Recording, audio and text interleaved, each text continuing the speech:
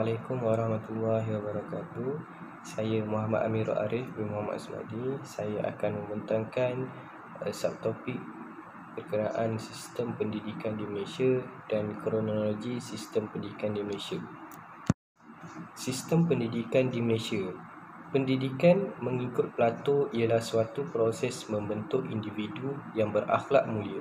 Menurut Jacques Rossi pula, pendidikan sebagai suatu proses yang berterusan dan bermula dari masa kanak-kanak lagi.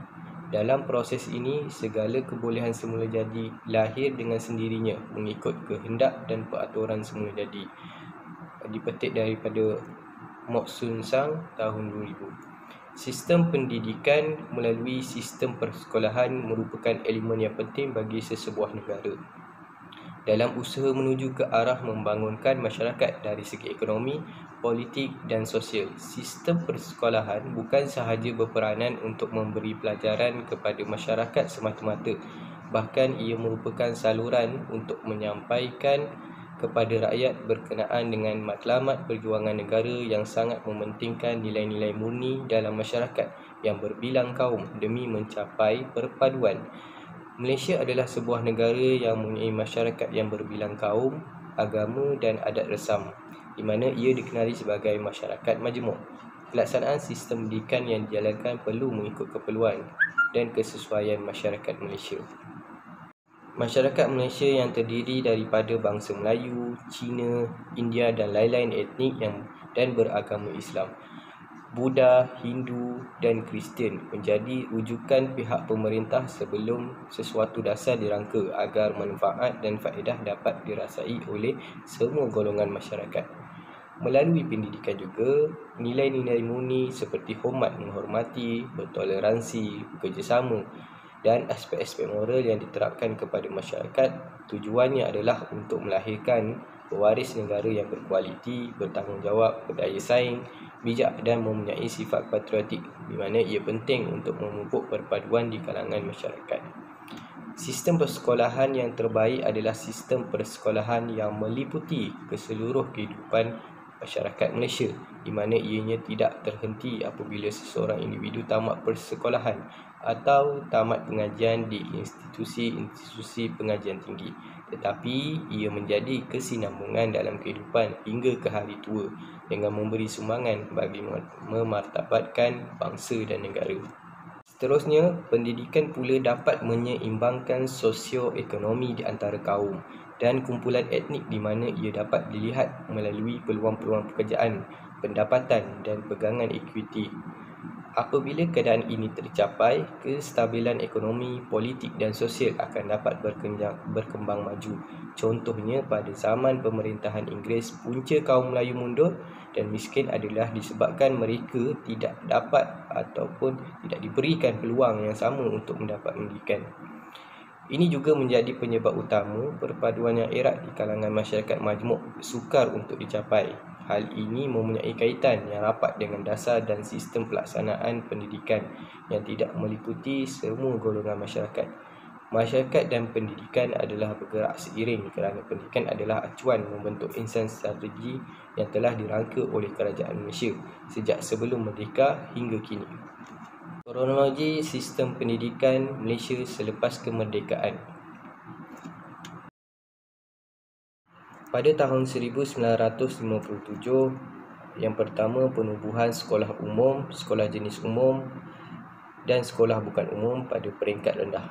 Yang kedua, sekolah menengah jenis umum iaitu dari akademik dan vokasional dan sekolah perdagangan untuk peringkat menengah.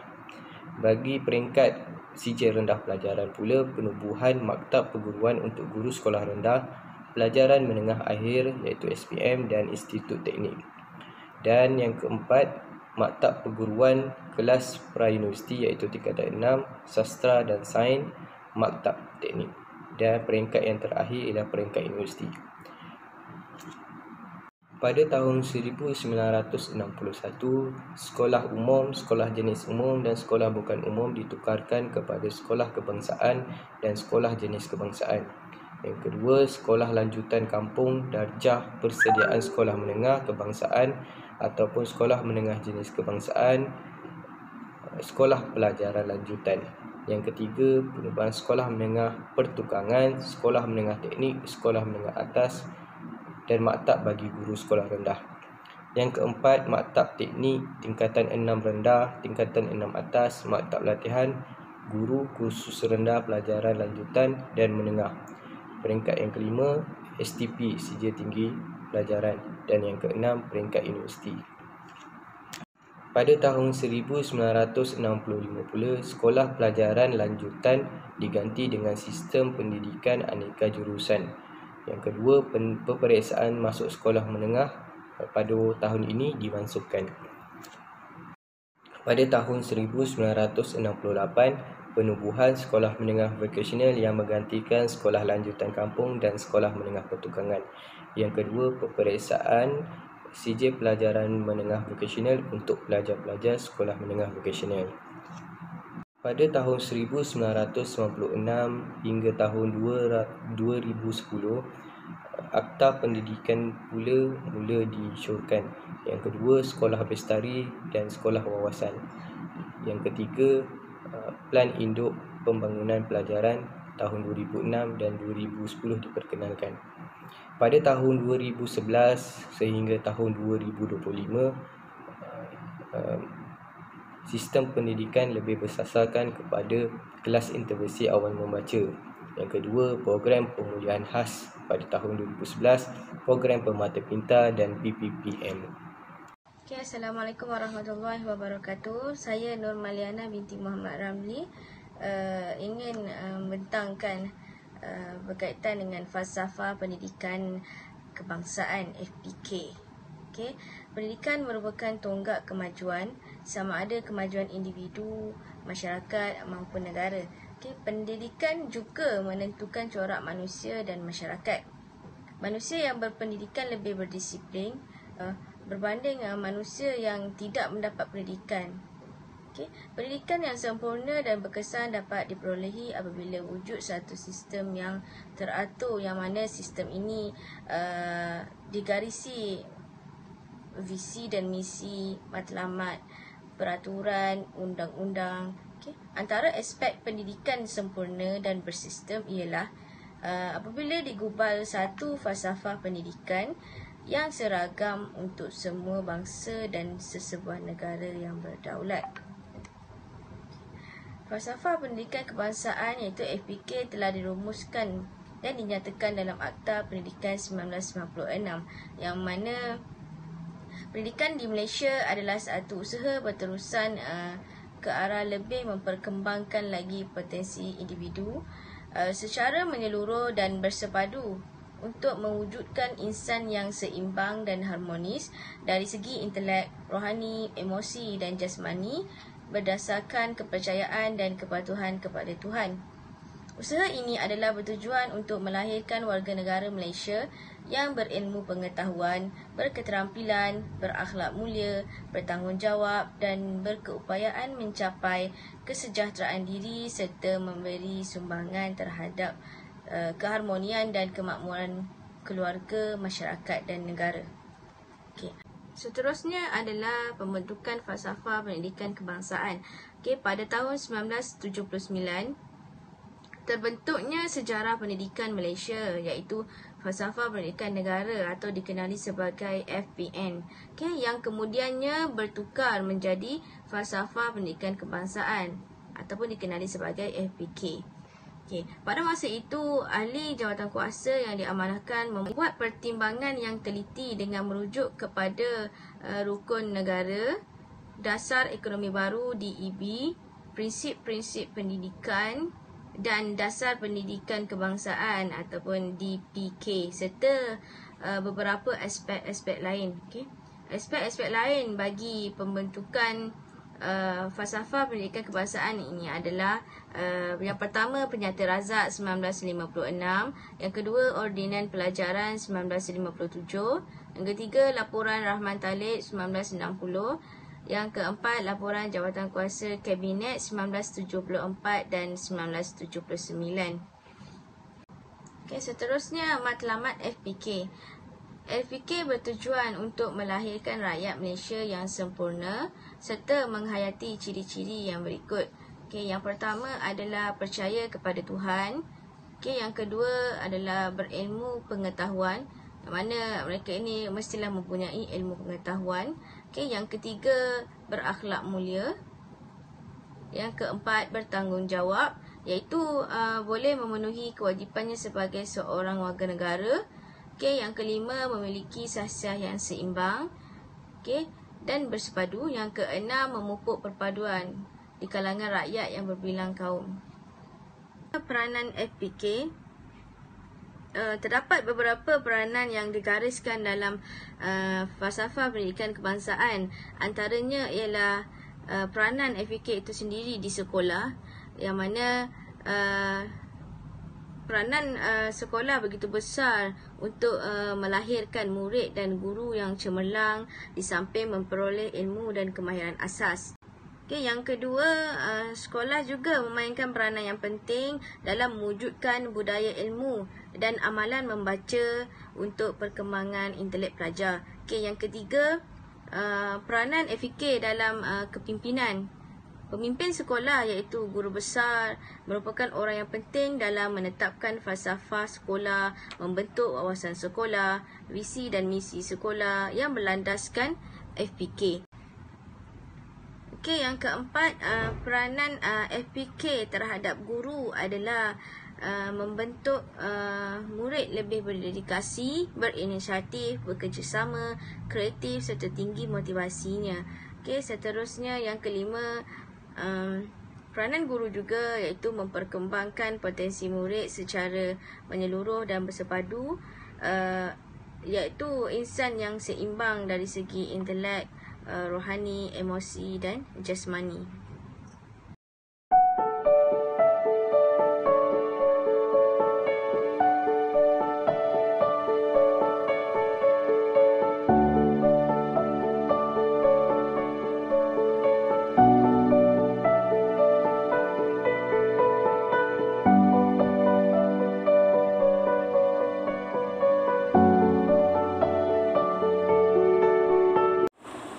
Bismillahirrahmanirrahim.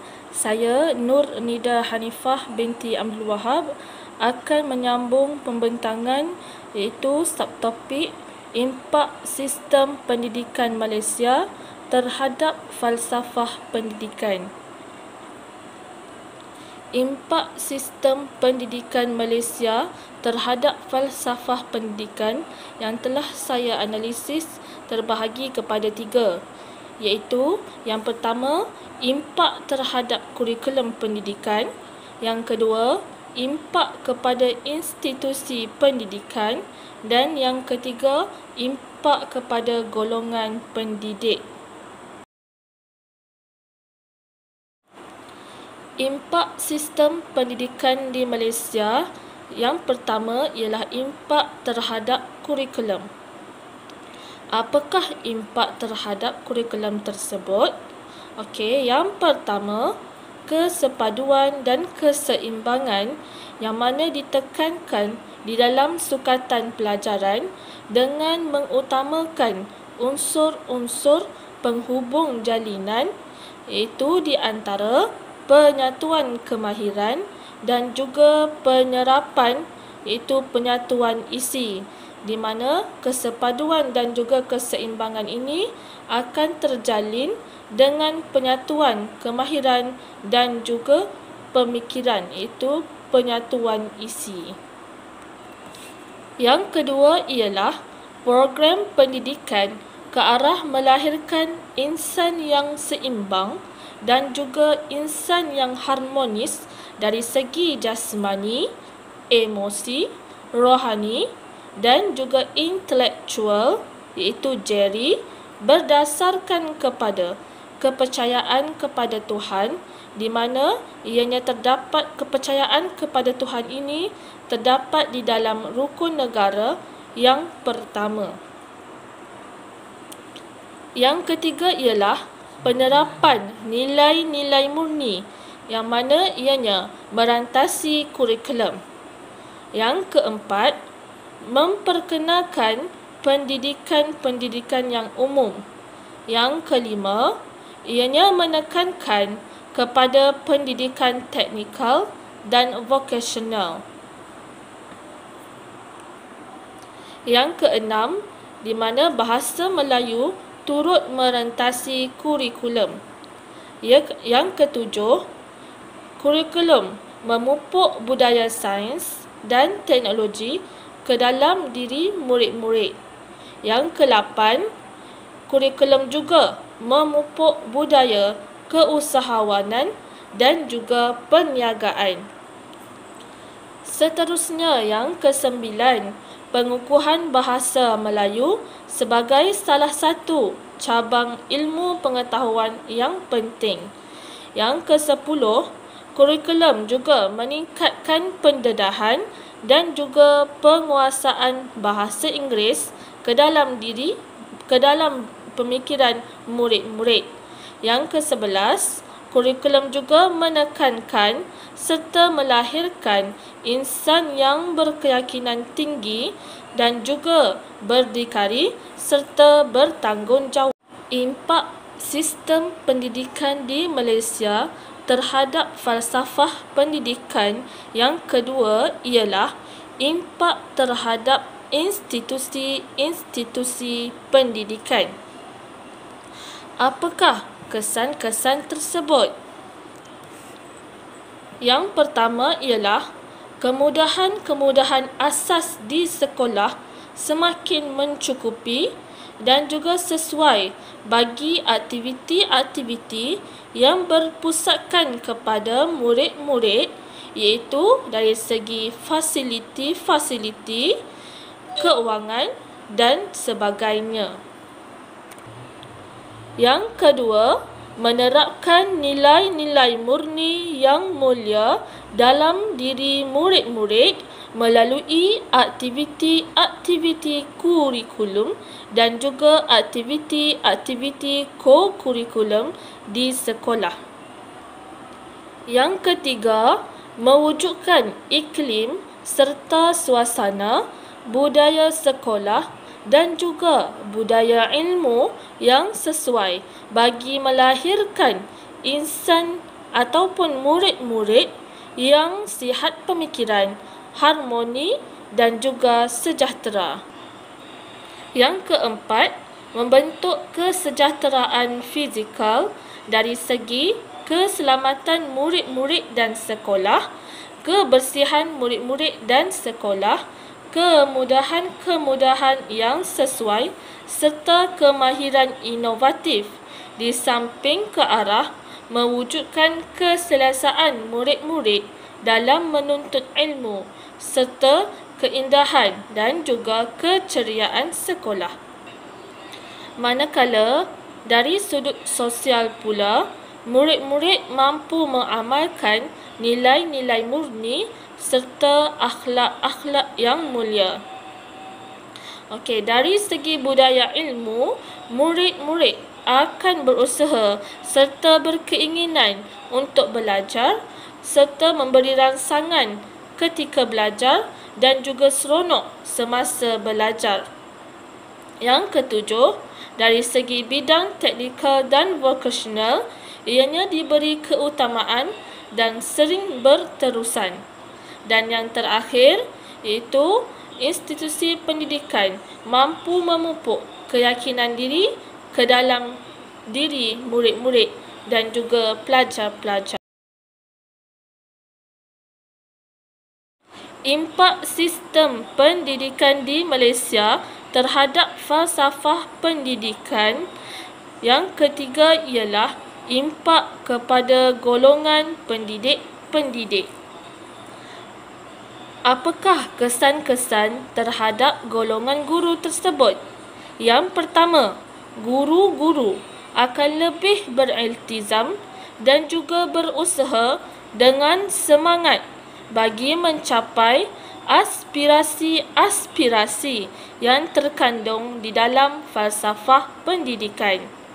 Yang kedua, guru-guru dan juga golongan-golongan pendidik akan lebih bersedia untuk melaksanakan strategi-strategi pengajaran dan pembelajaran baru untuk melahirkan insan-insan serta murid-murid yang lebih seimbang.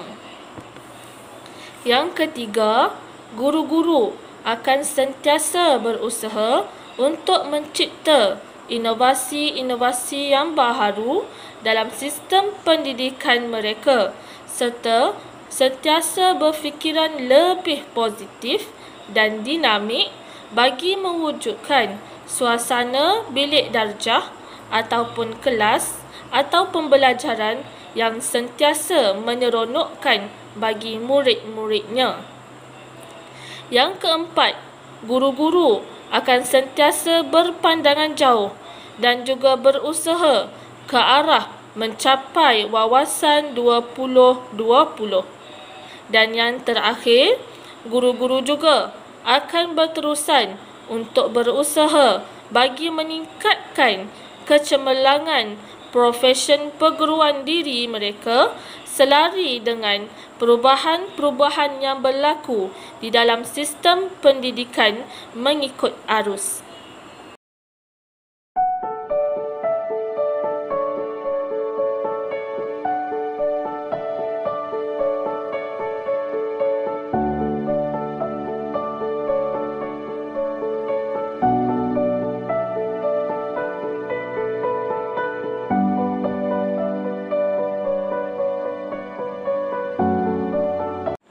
Falsafah pendidikan di Malaysia adalah suatu falsafah yang mempunyai ciri-ciri yang tersendiri. Bagaimanapun, ia mengandungi sebahagian unsur yang terdapat dalam falsafah pendidikan Barat, Timur dan pendidikan Islam. Melalui perkembangan sistem pendidikan di Malaysia, ia menekankan matlamat pendidikan sebagai pencapaian kesejahteraan diri dan membentuk masyarakat yang harmoni dan makmur seperti terdapat di dalam falsafah pendidikan. Ciri-ciri tersebut boleh dihayati melalui KBSR dan juga KBSM, yang mana ciri-ciri ini menitik beratkan penggunaan kaedah inquiry, iaitu penemuan dan lebih berpusatkan kepada murid.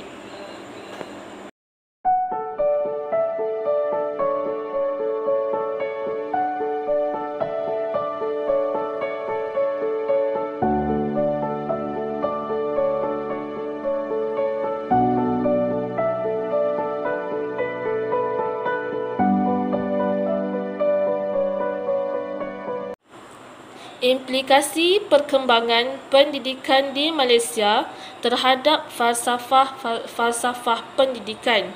Yang pertama, pengajian bidang kemanusiaan dan juga sains tulen, kurikulum sekolah merangkumi pendidikan teknik dan vocational, yang mana ianya dititik beratkan berdasarkan tafsiran falsafah pendidikan progresivisme. Salah satu sistem pendidikan di Malaysia adalah mengembangkan potensi pelajar ataupun murid-murid secara menyeluruh dan juga bersepadu demi membentuk insan dan juga murid-murid yang harmoni dan seimbang.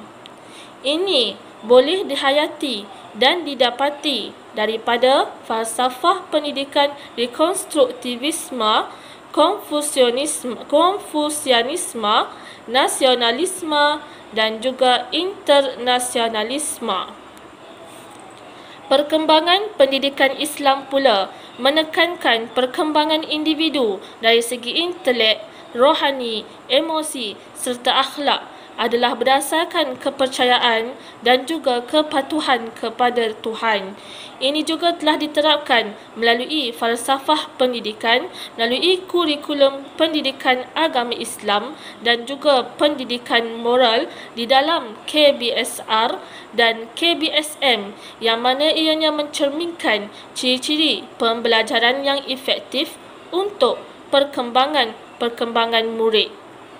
Seterusnya, Seterusnya, kesan-kesan daripada sistem pendidikan ini terhadap falsafah pendidikan di mana ianya lebih menitik beratkan kepada pembelajaran 3M dan dikehendaki mematuhi kewibawaan autoriti guru.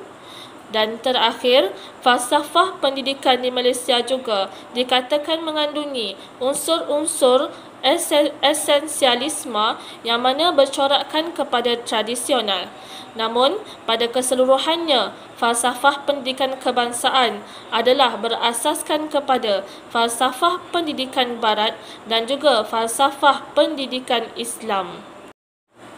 Kesimpulannya, sistem pendidikan Malaysia semakin pesat berkembang mengikut peredaran masa dengan pelbagai kemudahan yang ada dari pelbagai aspek. Pihak Kementerian Pelajaran Malaysia (KPM) juga selalu peka dengan perubahan alam pendidikan dan mengaplikasikan sistem pendidikan yang bersesuaian selaras dengan arus global. Di samping itu, guru-guru sentiasa melaksanakan proses pengajaran dan juga pembelajaran dengan menerapkan kesemua ciri-ciri yang telah pun tertulis di dalam falsafah pendidikan.